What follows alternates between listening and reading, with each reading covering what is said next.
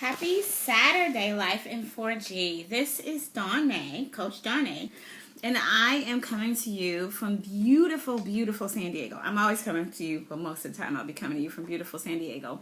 But today, I am celebrating the lesson I learned about staying in my lane today.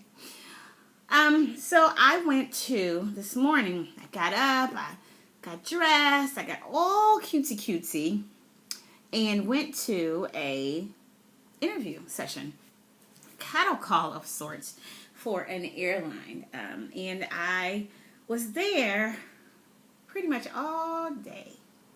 Didn't plan on it to be that way. But it ended up where I was literally there the entire day, all for the lesson of learning to stay in my lane. So I'm looking around. I get up, I get there, I get dressed. Okay, first of all, it takes me way too long to get dressed because I can't figure out what to wear. I can't figure out what I'm going to do in terms of my outfit, my shoes, this, and all these other things. And so then, after I get myself to a certain point of being dressed, being ready to get out, okay, I get there. And on the way there, okay, I'm sorry, while I'm getting dressed, I'm having all this self-chatter. Oh, you don't really want to do this. Oh, this is not good. Well, I think it's self-chatter.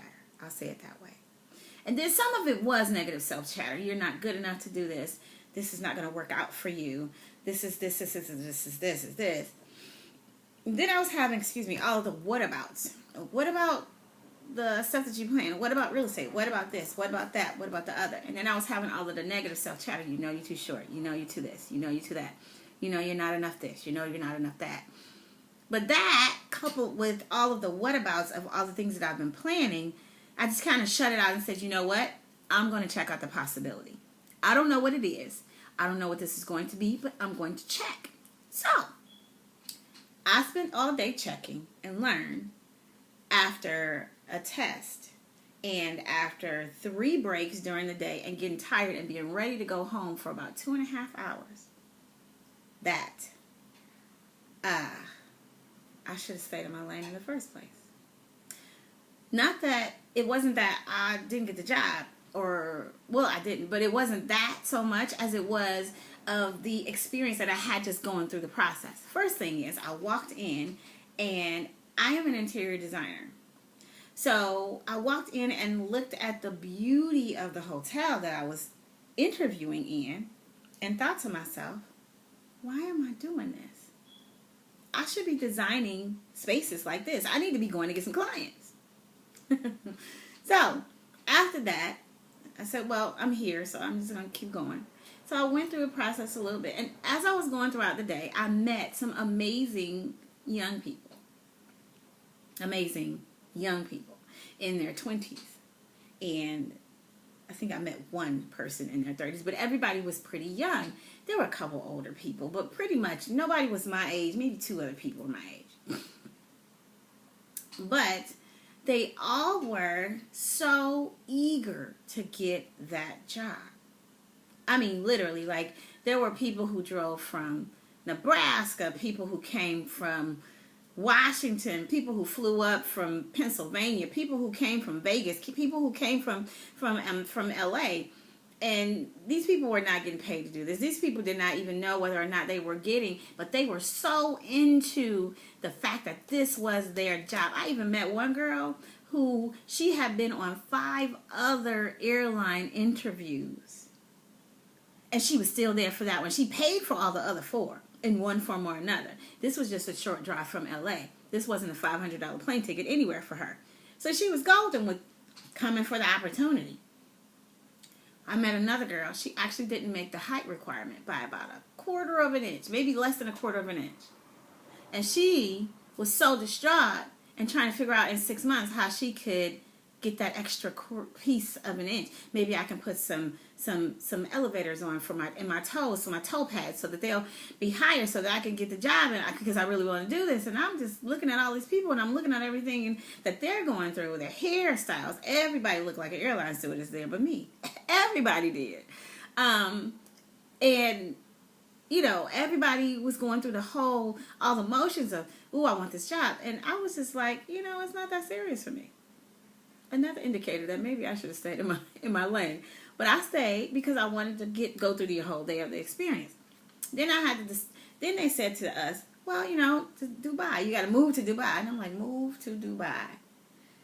Well, if I move to Dubai with this company, I have this, I have that, I have that. I don't have to spend any money for anything. I don't have to spend any money to live. I don't have to spend any money, and I get paid to travel the world. So, okay, that's a benefit. Okay, I'll do that. But I know somebody who's a flight attendant, and he actually is not a flight attendant. He's a steward. He's a chief steward at this point. He actually doesn't sleep anymore. He's been in airline business so long that now he doesn't even sleep. So I'm 40 something. Do I really want to do that to myself? That answer quickly became, I don't think so. But stand for the experience. Just now I want to meet the people. It's come to me that this is not for me. But I want to stay to the end just to see what's going to happen. Because if I have the option to stay, to move to Dubai, I want to be able to consider the option.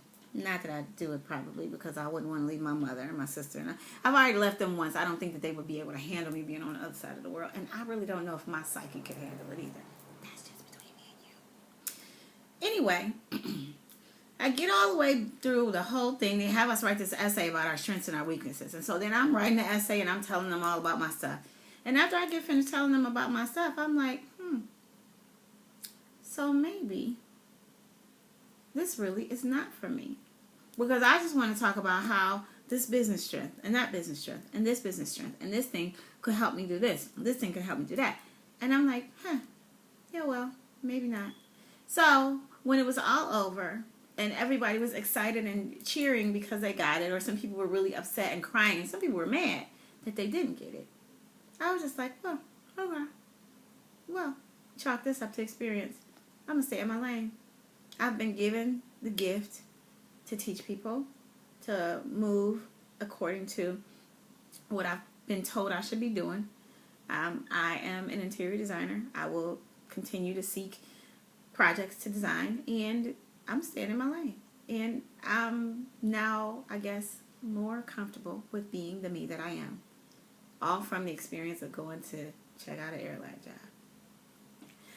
So now I learned a little bit more about living in life in 4G, which is you got to stay in your lane, peeps. You got to stay in your lane. And there's nothing wrong with your lane, even if it's slow. You still have to stay there. Because when it's time for you to accelerate, you can't accelerate and be in some other lane somewhere and get where you're supposed to go. That's from you, but that's to me too. So, life in 4G is living in God, living a life of giving, living a life of gratitude, and living in your greatness unapologetically. Thanks so much for watching. Have a wonderful weekend. Bye.